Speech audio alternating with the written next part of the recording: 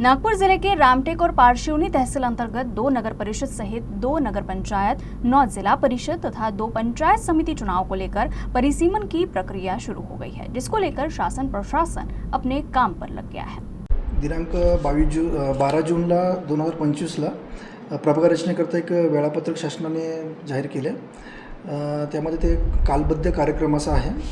11 जून 2025 ते 1 सप्टेंबर 2025 पर्यंत हे वेळापत्रक आहे। त्याच्यामध्ये प्रभागाची रचना ही द्विसदस्य पद्धतीची असेल। एकूण 20 सदस्य असतील।